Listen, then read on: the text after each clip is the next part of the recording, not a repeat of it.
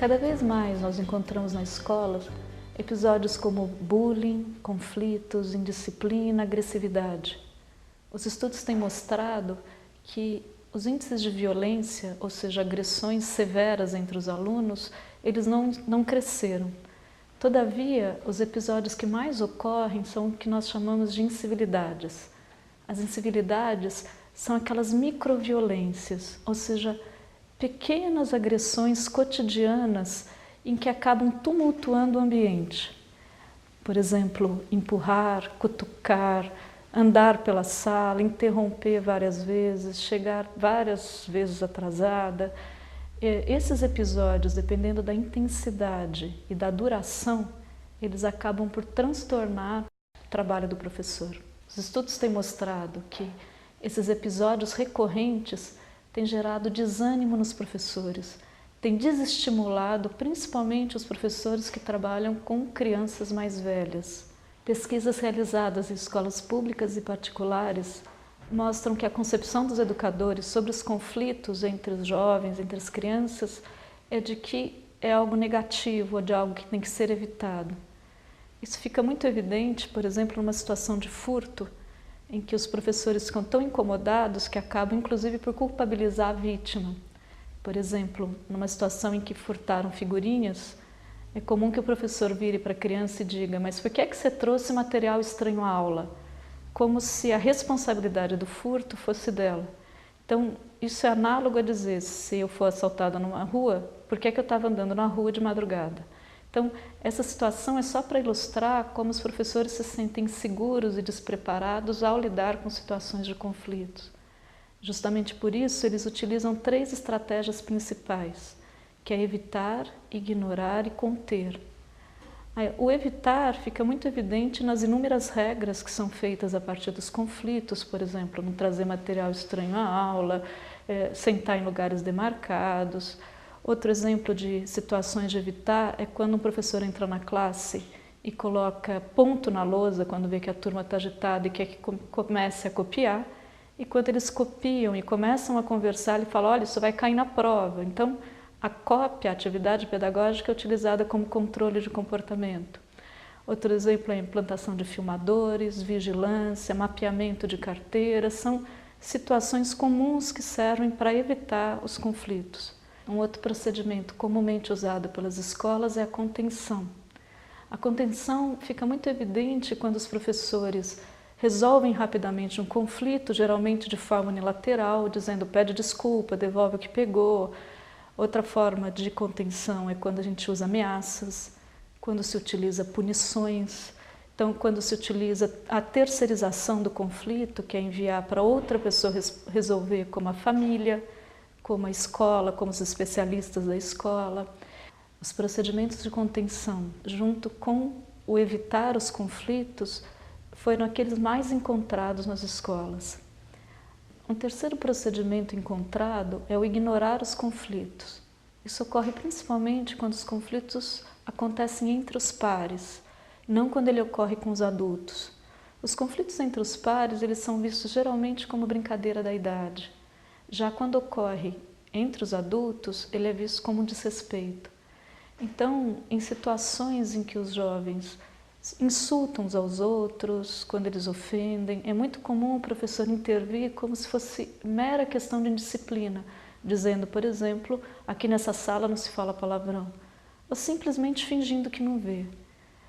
Esse ambiente, ele passa a seguinte mensagem, de que o respeito é devido à autoridade e não a qualquer ser humano. Então fica um ambiente favorável para bullying, para maus tratos. Não raro a gente vê situações em que o mesmo insulto que foi feito com um colega, não acontece nada, mas se esse insulto é dirigido a um professor ou um funcionário, há uma intervenção muito séria da escola nesse sentido. A frequência e a intensidade dos conflitos que se repetem ao longo dos meses, elas geram um desgaste muito grande nos professores. A perspectiva construtivista dos conflitos, ela passa a trazer uma nova contribuição, porque os vê como oportunidades de aprendizagem. É justamente por meio dos conflitos que se desenvolve a autorregulação. A autorregulação é completamente diferente da contenção. Por exemplo, a regulação implica em dois sentimentos que têm forças diferentes. Eu posso querer muito o celular ou o dinheiro de outra pessoa, mas o querer me ver como uma pessoa honesta, ele regula esse meu desejo de querer, o que não me pertence. Então veja, existem dois quereres, um daquilo que não me pertence e um de querer me ver como honesto. E por meio do conflito é que eu vou vivendo essas experiências e aprendendo essa regulação. Então, por meio do conflito é que eu aprendo que eu posso sentir muita raiva, mas o querer tratar o outro com respeito faz com que eu regule essa raiva e a manifeste de maneira assertiva. Se você simplesmente contém, você está contendo sentimentos, contendo desejos, mas não trabalhando esse processo afetivo, de regulação afetiva.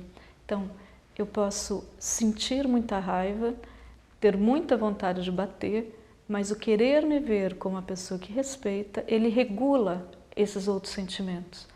E a partir dessas experiências que a criança vai tendo na escola e também na família e no ambiente em que ela interage, é que ela vai vivendo esses sentimentos diversos e construindo seus valores. Por isso que impedir o conflito é impedir que esse desenvolvimento ocorra. Na perspectiva construtivista, o conflito, além de ser visto como oportunidade de aprendizagem, o processo muda, ou seja, a nossa ênfase não é mais no produto final, como resolver, mas muito mais no que eles podem aprender a partir do ocorrido. Diante dessa perspectiva, nós trabalhamos com algumas orientações para intervir em situações de conflito. Uma delas é a necessidade de controlar as reações, de não agir de maneira impulsiva, considerando sempre que, nesse processo, a ideia da aprendizagem está presente. Então, é muito comum que a gente planeje as intervenções. Ou seja, a nossa pergunta, o que ele vai aprender com o ocorrido, pode resultar em várias ações, e não numa única no momento da intervenção, no momento do conflito. Outra orientação que nós seguimos é uma ideia de sempre envolver os alunos no processo de resolução. Nós nunca tiramos as pessoas envolvidas num conflito de pensar sobre aquilo que eles causaram, nas consequências dos seus atos. Se a nossa ideia é promover o desenvolvimento, esse sujeito precisa ser ativo num problema que ele está causando, ou seja, pensar no que foi feito, quais foram as consequências do ato, quais são as possibilidades. Então, o professor não resolve o conflito por eles e nem diz como fazer.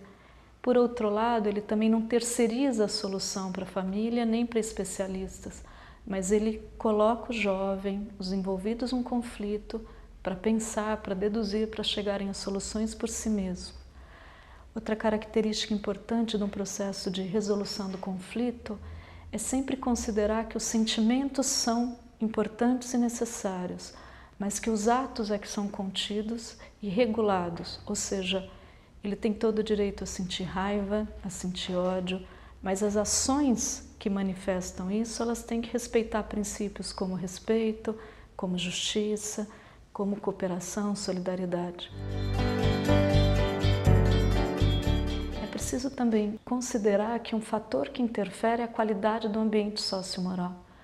A qualidade do ambiente sociomoral, ela é decisiva para o aumento das situações de conflitos.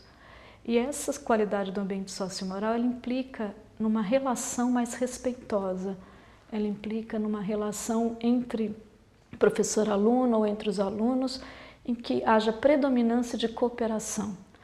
Além disso, é fundamental cuidar do trabalho com o conhecimento, que ele tem que ser algo em que o sujeito é ativo, em que as atividades não são mecânicas ou sem significado, porque se isso ocorre, gera o tédio, gera o desinteresse. E, obviamente, nessas situações, há um aumento da quantidade de conflitos. Um terceiro fator que a gente não pode desconsiderar relacionado à qualidade do ambiente sociomoral é que nós precisamos criar espaços de participação efetiva desses alunos na resolução do conflito e na gestão da própria instituição. Esses espaços de participação, eles têm ocorrido de pelo menos duas formas, por meio das assembleias e por meio dos círculos restaurativos.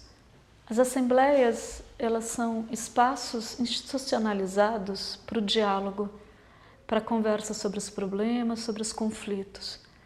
Esses espaços, eles podem ocorrer de várias formas. Assembleias de nível, que é entre as séries, assembleias de classe, assembleias de professores, assembleia de escola. No momento eu vou me referir principalmente às assembleias entre os alunos, ou seja, as assembleias de classe. As assembleias servem para que os alunos coloquem aquilo que os incomodam, ou seja, que eles falem sobre os seus problemas, e também aquilo que eles gostaram, aquilo que deu certo, que compartilhem os seus êxitos. É um momento de fato em que esses alunos se apropriam dos seus conflitos e discutem sobre isso. Nesses momentos que devem ocorrer com frequência, devem ser sistematizados, ou seja, eles estarem inclusos no horário, por exemplo, toda semana durante 1 hora, ou quando eles são maiores, a cada 15 dias, durante 1h30. Nesses momentos, os alunos elaboram as pautas, discutem os seus problemas e pensam em soluções para melhorar a convivência. Só que as assembleias, elas tratam de problemas de âmbito coletivo, ou seja, problemas que pertencem ao grupo, não de âmbito privado. Então, os meninos que passaram a mão nas meninas, as crianças que não são escolhidas para jogarem, esses assuntos, como nós vamos usar a quadra, esses assuntos são assuntos coletivos, ou seja, podem ser discutidos pelos grupos que acabam de alguma maneira atingindo a maioria. Quando se fala numa assembleia, é importante alguns cuidados. Por exemplo, ela é impessoal, se fala de fato e não de pessoas. Uma outra questão importante é que durante as assembleias, primeiro se discute o que está acontecendo. Depois vai se pensar nas causas do problema, ou seja, por que isso está acontecendo, para somente depois se pensar em soluções para o problema. As soluções, elas têm sempre que incidir sobre as causas, ou seja, ser coerente com aquilo que gerou o problema, e elas também têm que respeitar princípios como justiça, como respeito, como solidariedade. Então, ou seja, elas nunca podem ser humilhantes, elas nunca podem ser punitivas, elas nunca podem ser desrespeitosas. Um outro cuidado importante é que as assembleias, elas são sempre legislativas e não judiciárias. Legislativa é quando eles vão discutir como resolver e não qual é a sanção para aquele que não cumpriu a regra. Isso não cabe à assembleia pelas próprias características do desenvolvimento das crianças. Já um outro espaço de participação que tem tido bons resultados no processo de resolução de conflitos são os círculos restaurativos. Eles foram implantados na escola como uma forma de mediação dos conflitos de âmbito privado, ou seja, conflitos particulares. Por exemplo, 2 jovens que brigam por causa de um namorado, situações em que um está insultando o outro ou danos à propriedade. Nos círculos restaurativos, a presença de um facilitador que tem o objetivo não simplesmente reparar um dano, mas principalmente restaurar essas relações. Durante os círculos, os envolvidos procuram voluntariamente esse espaço para lidar com o conflito que está incomodando. O facilitador incentiva que os jovens ou as crianças coloquem as suas perspectivas, sentimentos, ou seja, a sua versão sobre os fatos. E a partir das intervenções que são feitas, se buscam soluções em que as partes se comprometem a restaurar essa relação e resolver o problema. As assembleias e os círculos restaurativos, quando bem trabalhados e quando os princípios que os sustentam são efetivamente respeitados, têm contribuído muito para se implantar uma cultura de restauração e uma cultura de respeito na escola. Eles têm contribuído para implantar uma cultura também do diálogo como procedimento predominante para a resolução do conflito.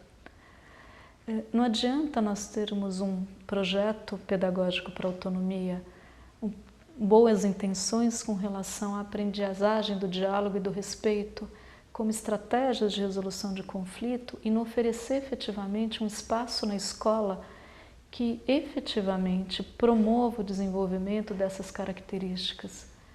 Muito mais do que um projeto para autonomia, o que nós pretendemos efetivamente é implantar uma escola que favoreça a autonomia. Muito mais do que lições de moral, o ensino direto de formas de resolução, projetos sobre paz. É preciso de fato se construir um ambiente em que haja espaços em que esses jovens, essas crianças possam aprender aquilo que eles necessitam. Então, mais do que educar para a paz, a gente precisa de uma didática do conflito. E para isso é preciso preparo, é preciso formação e é preciso também todo um planejamento em que as relações interpessoais passam a ter um lugar tão importante quanto as outras áreas do currículo.